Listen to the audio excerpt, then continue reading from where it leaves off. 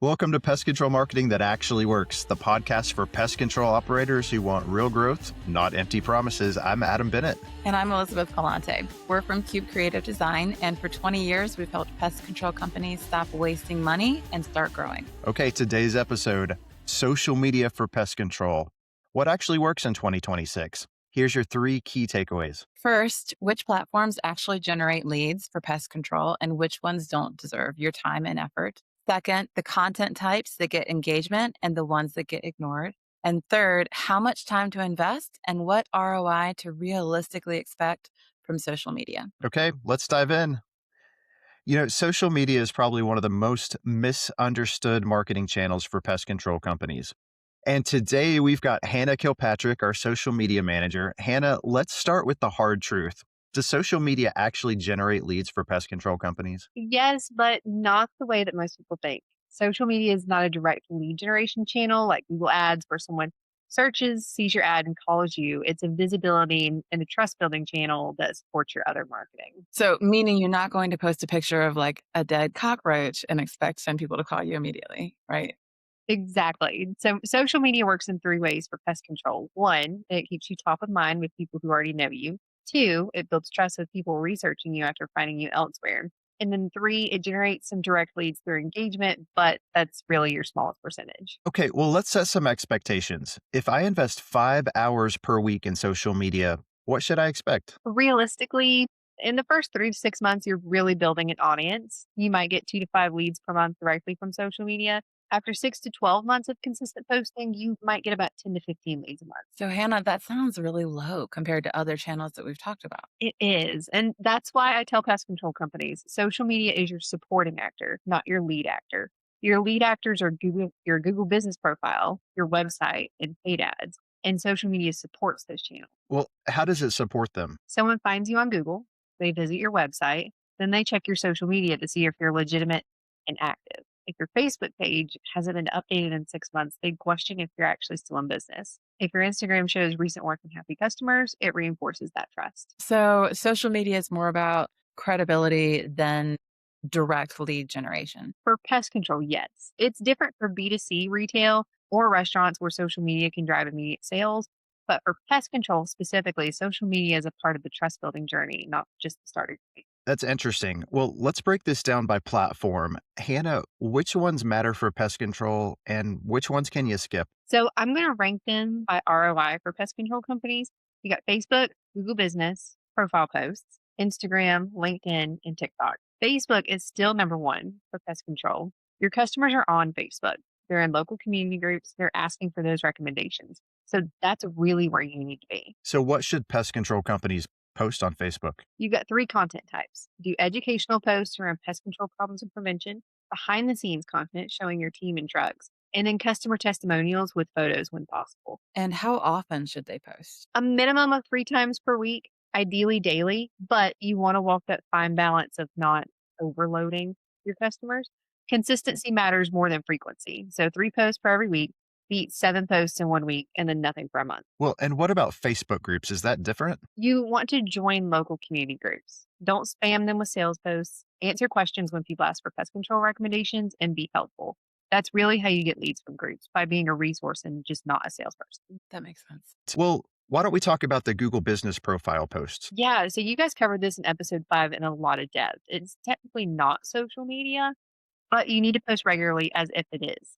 You should post to your Google Business Profile weekly. These posts appear in search results and they drive more traffic than most social media platforms. Yeah, and they're free. That's the best part. If you're going to only do 1 social media activity per week, to your Google Business Profile. It's a higher ROI than any actual social media platform. Okay, that makes a lot of sense. So then the next one that you mentioned is Instagram. What about Instagram? I see some pest control companies posting there as well. Right. Instagram can work, but it really depends on your market. It's a very visual platform. So you want to have good photos for it. If you serve younger demographics or higher income residential areas, then Instagram is worth it. If your customers are primarily 50 plus, then your time's better spent on Facebook. So that's great information, but what performs well on Instagram for pest control? Yeah, before and after photos are always great. Short video clips of treatments, team culture content, educational carousels, Instagram rewards that visual content, like I said. So if you're just posting text updates, then don't even bother.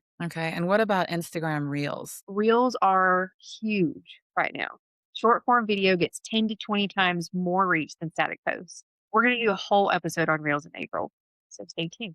But the quick answer is yes, if you can create 30 to 60-second videos, Reels are the best way to grow on Instagram. Okay, so how often should you post on Instagram? I'm saying 3 to 5 times a week, like at the minimum. And if you can't commit to that, skip Instagram and focus your energy on Facebook. Okay, well, let's talk about LinkedIn because that's a whole different social media crowd, it seems. Right. Yeah. LinkedIn is definitely different, but LinkedIn is for commercial pest control only. So if you're targeting property managers, facility managers, or business owners, LinkedIn is valuable. If you're residential only, then again, skip it. Okay, so what works best on LinkedIn? Educational content about commercial pest management, case studies, industry news, thought leadership. LinkedIn rewards that professional content, not memes or the casual posts. Okay. And for our audience, we're planning to do a whole episode on LinkedIn for business to business pest control in September. So that's another one to look out for if you're interested in that. Okay, so here's a big one that we hear about all the time. People are asking us TikTok. Every young person is on it. Should pest control companies be there? Oh, TikTok. Maybe, probably not yet. TikTok's audience skews younger, so 16 to 34 years old, and that's typically not your pest control provider. Plus, TikTok requires a lot more content, daily posting at the minimum, sometimes 2 to 3 times a day at the minimum to get any kind of traction, and it's very trend dependent. So if you don't have a person to dedicate to just that, then it's, might not be worth it. Okay. So you think just to skip that then? Yeah, for most pest control companies, yes, skip it for now. If you're already crushing it on Facebook and Instagram and you have the extra capacity, then maybe try TikTok, maybe experiment with it, but don't start with TikTok. Okay. And I think we're going to do a deep dive in probably around November on TikTok, just because we've had some people ask for that. So that's going to be a little while away, but if you want to explore that, we're going to go a little deeper into that. Okay, guys. So we'll talk about content that actually works and that is worth your time to put out there. Yeah, so platform matters less than content. You can post on the right platform with the wrong content and get zero results. So let me break down what actually gets engagement with pest control. So the first type of content is the how to and the did you know type content. These consistently perform well. So some examples of this is, did you know mosquitoes can breed in a bottle cap of water? I didn't know that. Or how to prevent ants in your kitchen this spring. That's good to know. Or 3 signs you have termites. You should probably know that. Oh, that's interesting. So why do these work? They provide value without being salesy. People save them, share them, comment with their own experiences. And when someone has a pest control problem later, they remember you as the helpful expert, not the salesy person. That makes sense. We said that before that nobody wants to be the loudest, like used car salesman. You want to provide value so that people come to you. Yeah. Okay. What is another kind of content that works really well? Yeah. So the second type is that people want to see who they're inviting into their home. Post photos of your team, your trucks, your equipment, show your morning team meetings, introduce new hires, celebrate those work anniversaries. People want to see people connect with people. So they want to see that. Okay. So this is a tricky area because it seems like it wouldn't generate leads. Not directly, but again, it builds trust. When someone's choosing between 2 pest control companies, one has completely dead social media and the other shows a friendly team and clean trucks, who do you think they're going to call? That's true. Well, so let's talk about another content type. This is one that I really love, the before and after photos. Yeah, these are engagement gold. I mean, wasp nest removal, rodent exclusion work, termite damage repair. People love transformation content. But what do you have to watch out for? Yeah, just make sure you get customer permission before posting photos of their property and don't get anything too graphic that makes people uncomfortable. You want impressive, not disgusting. Okay, cool. And then moving on to the next content type, we've talked about so far customer testimonials and reviews. Yeah, definitely take those 5-star Google reviews, post them as graphics, or film short video testimonials in person with your customers with permission. Social proof performs incredibly well. And how often do you think you should post testimonials? At minimum once per week.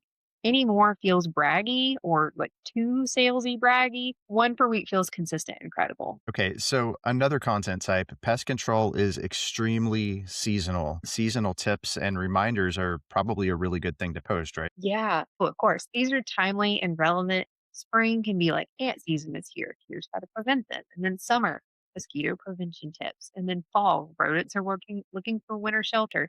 What I also love in the fall is that sometimes people will dress their pets up as spiders and bumblebees. And that's just something fun to add on there.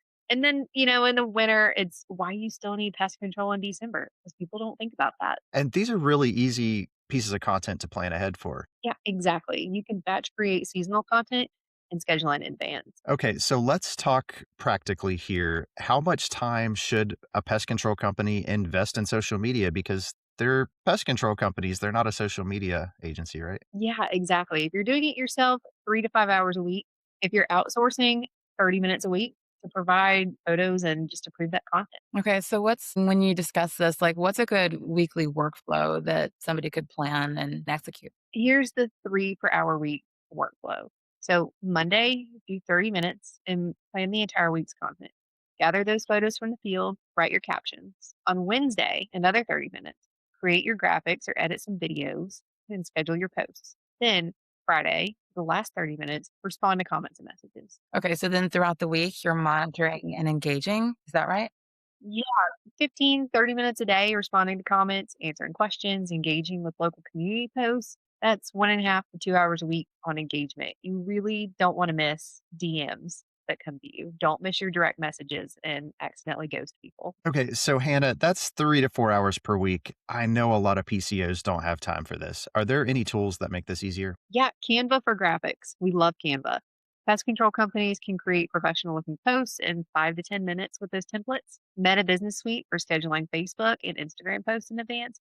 And then CapCut for quick video editing right on your phone. Okay, and are all of those free? The free versions work fine. If you want advanced features, Canva Pro is $13 a month and it's totally worth it. So the big question here is when should a pest control company hire someone to manage their social media? Right. When you're spending more than 5 hours a week on it and it's taking time away from your higher value activities, or when you're just not doing it consistently because you don't enjoy it. And when you do outsource, what does that typically cost? For pest control, social media management runs $500 to $1,500 a month, depending on posting frequency and whether you include paid ads. At that price, you're getting 3 to 5 posts a week, community management, and monthly reporting.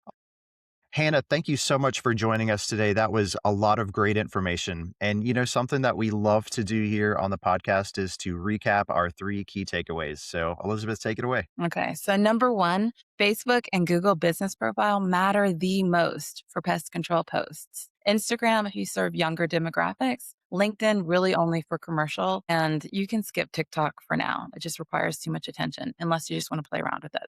Number two, content that works is educational how-tos, behind the scenes team culture, before and after photos, customer testimonials, and seasonal tips, not sales posts or stock images. We see that a lot of people tend to gloss over those sorts of posts. Number three, invest 3 to 5 hours per week if doing it yourself. Expect around 2 to 5 leads per month initially, growing to 10 to 15 after 6 to 12 months of consistent posting. And we've created the social media content calendar for pest control, 90 days of post ideas you can customize.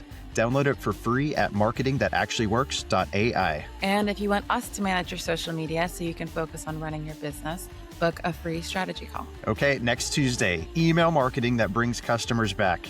We're talking about the $36 ROI per dollar channel that most pest control companies completely ignore. Yeah, and please subscribe, leave us a review, and let us know what topic you'd like for us to cover next. Thanks for listening to Pest Control Marketing That Actually Works. We'll see you next Tuesday.